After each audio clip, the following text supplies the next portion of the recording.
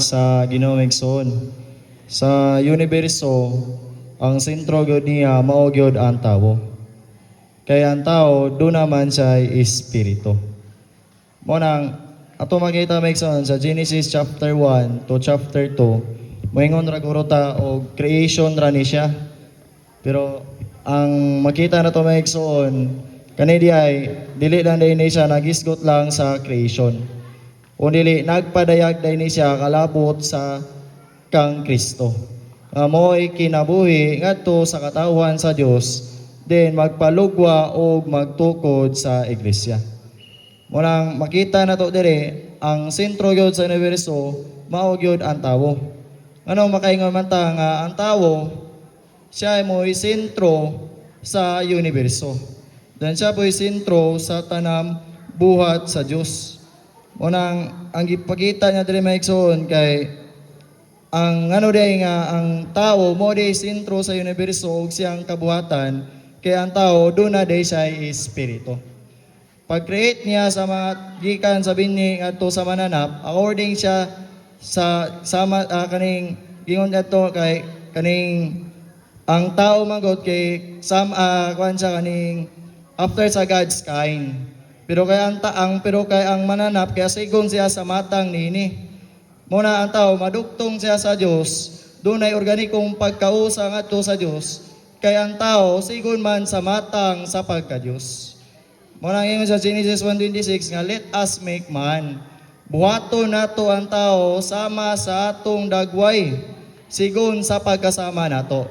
In Genesis 1:1, gipakita nato nga ang Diyos Elohim at God of creation. Pero gibaylo-balyo niya o pulong sa pronouns nga as. Nagpasabot siya sa tuloos-ang Diyos. Uwawingon na gurutag, ang triune God ba? Narana siya sa New Testament? Wala. Bisan pa sa New Testament, doon na nag-express sa triune God. Then, kani nga pagpamulong, opportunity kay ni nato Igsoon, kay makadawat ta sa kinabuhi sa Ginoo. Unang kinahanglan din nato, buksa ng ato ang deep of being. Buksa nato ato espiritu nga maminaw ta sa pulong sa Diyos. Munang ganiya, mingon ko, ang tao, doon na di ay espiritu.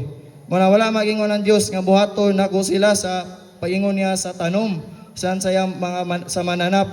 Muna yun sa diapan, sa pagbuhat niya sa tao, ang Biblia nga naingon, gibuhat niya tao, espiritu o kapulian ang tao, mahimong babuhing kalag. O tungin ni nagpamatod nga ang tao, maoy sentro sa kabuhatan sa Diyos. Muna ang tao, doon na sa espiritu, mo'y kinailan man bahin sa pagkatawo. Pero makita na Igsoon, doon na day bahin sa tawo. Una, bahin niya nini, doon na tulo ka bahin. Kaya ang tao naglangkob man siya sa tulo ka bahin. Una, ang lawas, kalag, o ang espiritu. Dili na siya usara na, giusa sa Ginoo, doon na gina siya lawas kani. Makita ni mo niya lawas. Muna makita tapaw kay ni siya sa lawas. Then sunod ang kalag. Ang kalag dili na sa November nga atong gi-celebrate nga may tag kalag-kalag na siya. Kanang kalag-kalag nga bubangon. Ang kalag-kalag dunay tulo ka bahin. Espiritu, kalag o ang kalag dunay tulo ka bahin, ang mind, emotion and will. Muna kung una ta nga tama to, igamit nato atong una-una. Kung mo decider gani ka, igamit nimo ang imong will. Nabati nimo nga mihila ka, dunay kasubanan sa imong sulod, gigamit nimo ang imong emotion. Dayon ang kinaiban sa bahin sa pagkatao nato, mao day ang atong espiritu. Ang tao gibuhat siya nga dunay espiritu. Muna sa Job 32:8, ingon sa dato nga siya sa tao sa sulod dunay day espiritu. Nya kana nga espiritu o sa English siya is that start sa letter S. It pertains to our human spirit. Muna kumingon kitang receiver, ang Diyos mo ang ga-transmit sa tulusan Diyos, pinagi sa espiritu, ngani sa tawano natong espiritu. Ang tawano natong espiritu, mo ni receiver sa pagpamulong sa Diyos. Mo ni ang receiver sa pulong sa Ginoo, sa kinabuhi sa Diyos. Munang makakontak ta sa Ginoo, makasimba ta sa Ginoo, dili lang dadto sa simbahan. Bisan pa sa personal natong kasinatian, makasimba ta sa Dios. Ngano man kay duna di ay tay espiritu. Ang atong espiritu mao dinhi kasudlan og Dios. Then sa 1 Thessalonians 5:23 dira nimo makita ang tulo ka bahin sa tao tong gingon na ganiya. Pero ang kailabman sa atong bahin sa mga tao mao ang atong espiritu. Pero ang gitingwa sa kasing-kasing sa Dios dili lang duna ra tay kinabuhi sa atong espiritu. Bisan sa kalag mo penetrate dinhi siya sa atong una-una sa atong pagbati o pagbuot. Muna usa nga pag-penetrate nato maigsoon sa pulong sa Dios nga niikan sa atong espiritu kani sa atong kalag ngadto sa atong lawas. Kinahanglan dita mubasa sa pulong sa Ginoo. Doon na rin tayo intimate fellowship sa Ginoo. Mang ma-enjoy na to ni nga person ingon nga atong kinabuhi dinhi sa atong espiritu kung mahigugmata niini nga person. Muna ang kahulugan sa tao nganong ang tao gibuhat gingon sa igsoon ganiya ang tao gibuhat siya nga kasudlan og Dios. Sa usa ka bahin dili makatagbaw ang edukasyon, dili makatagbaw sa tao ang salapi, pero magamit siya alang sa pamatigayon sa Dios. Pero dili siya makatagbaw kay anuman kay ang tao gidisenyo gyud ni siya, gidesign gyud ni siya nga kasudlan og Dios. Muna makita na ito maigsoon, nga nung di man ko matagbaw, na naman ko'y taas nga profesyon, na naman ko'y taas nga trabaho, kung sa pa kulang sa kuwang sulod, base na kulangan ta sa kinabuhi sa Diyos mismo. Muna makita na ito maigsoon, kung wala ganitay kinabuhi sa Diyos, dili ta kasanong sa iyang pamatigayon. Kaya ang buhat sa Ginoo sa Old Testament, out raman siya, uban ra siya sa Dios, uban ra sa tawo. Pero in the New Testament, sa iyang process, na imo sa espiritong tagatag o kinabuhi, buot niya ipasabot, musulod siya nga na sa tawo, aron mubuhat siya diya sa tawo. Muna ang buhat sa Ginoo maigsoon, dili lang uban sa tawo, kundi diha sa tawo. Muna God work Himself within us. Muna ang tawo, gisudlan yun, og Dios. Kaya ang tuyo, nganong gihimo siya, nga sama sa Dios aron mo presentar o mo padayag sa Dios.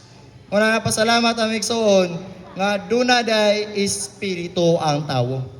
Kaya ang espiritu mao gyud ay kasudlan og Dios.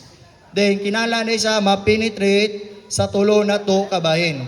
Gikan sa espiritu ani sa tong kalag o nga nasa sa ato ang lawas. Then mingon sa dire salas aron day paagi ang gisgot mawaniya sa kaulugan nganong gibuhat ang tawo, pasudlan siya og Dios. Tingin sa igsoon, dana po tayo kaluwasan karon. Pero makita na to mengson, unsa may paagi aron masudlan ang tawo og Dios. Sa butang, yang gihimo dunay paagi. Muhimo ta niya na ay paagi. Ang Dios aron makapadayag ang tawo ngadto sa Dios, dunay siya paagi. Gimuan niya ang tawo og espiritu, dunay kalag aron makapadayag og Dios. Pero ang sa di paagi aron masudlan dayta og Dios. Una, iliso ang atong kasing-kasing ngadto sa Dios. O pasabot kinahanglan ta maginulsol. Dili pagbasol ang paginulsol. Dili pag-usab sa batasan. Ang paginulsol pag-usab sa hunahuna.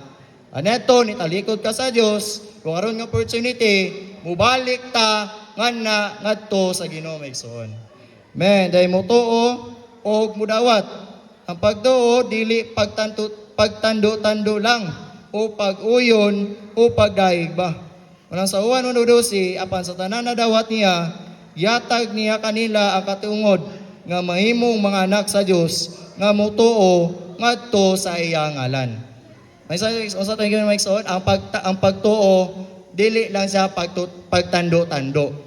Kung tagate ang cellphone, dili na kamutuo nga cellphone, yun na imo, yun na siyang dawaton. Mituta nga Diyos siya, kinabuhi siya, kahayag ang Diyos, pero dili lang ta kinahanglan mo tando-tando lang, wingon, oo. Dawaton gyud nato ang kaluwasan. Dawaton gyud nato ang kinabuhi sa Diyos. Aron ta makatunong, makasanong ta sa pamatigayon sa Diyos.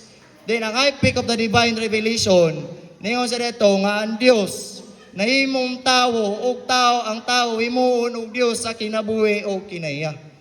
Dili man ta masudlan og Dios direkta, Minang niagi gyud siya og process. Gitawag nato ni Ikra, incarnation, crucifixion, resurrection, then ascension. Then nahimo siya ang espiritong tagatay og kinabuhi aron siya makasulod sa tawo. Pero kani nga akong gingon karon, mao ni ang paagi nga aron ta maka-receive og Dios sa ato ang espiritu. Then ang mo na tong mutuog mudawat din alas, musugid ta og mutawag sa ngalan sa Ginoo. Mao dayag ang pagka-Kristohanon, buot sa Dios nga moto ang imong kasing-kasing ug muila ang imong baba. Kung dili moto ang imong kasing-kasing, dili ka maluwas. Kung dili musugid ang imong baba, dili sab ka maluwas. Roma 10:9 nagingon, kung muila ka sa imong baba nga Hesus Ginoo ug moto sa imong kasing-kasing nga gibanaw siya sa Dios, gikan sa mitay maluwas ta maigsoon. Munang yata musugid, mutawag ta sa ngalan sa Ginoo. Mutawag ta sa ngalan sa Ginoo maigsoon, pinagil lang sa Oh Lord Jesus. Oh Lord Jesus. Oh Lord Jesus. Oh Lord Jesus. Muna sa Philippians 2:9-10, mo ni ang ngalan sa labaw sa tanan. Then tungod nini nga ngalan, mga piko ang tanan tungod nini nga ngalan. Muna kung dunay persona, duna gyud siya ngalan. Kung damor na tong tawgo ng Dios, damor na to siya mapaymusdan. Muna karon maigsoon, dili kita maulaw nga mudawat ta sa Ginoo. Ano man kay mao ni mahimo na tong kaluwasan. Ang kaluwasan dili ugma, kundi ang kaluwasan karon mismo. Muna kung mamatay ta, wala ta nakadawat sa kinabuhi sa Dios. Usaray padunggan nato maigsoon. Duna ato ra gyud ta pagbalik sa Ginoo, adto ra gyud ta impierno. Pero kaluyan ta sa Ginoo, makadawat gyud ta og kinabuhi sa Dios. Mao gini iyang tumong, makadawat ta sa iyang kinabuhi, himuon tang mga anak sa Dios, di masama ta sa Dios sa kinabuhi o kinaiya nga magpresentar sa Dios. Kani igsoon ni, wa na ni problema. San sa Hades, sa pagkamatay sa tao, tuwa ni siya sa kalipayan ni Abraham. Pero ang sugilano na ningon siya, kung wala ta nakapaymulo sa Ginoo, matingala si Abraham sa dapit sa kalipayan nganong nag-alingasa ka. Ano man, kay buwasampang buhi pa ta, igo ra ta nakadawat sa Dios. Wala ta nagkinabuhi sa kinabuhi sa Dios, din wala tay pagpaymulo sa kinabuhi sa Ginoo. May isang dili lang ta igo ra nakadawat sa kinabuhi sa Dios. Kung dili maka-enjoy nato ang tanang kadato sa Ginoo. Dili lang siya kinabuhi, dili lang siya kahayag, kundi tanan sa tanan. Muna salamat sa pagpamulong sa Ginoo nga mudawat ta niini nga kinabuhi. Amen.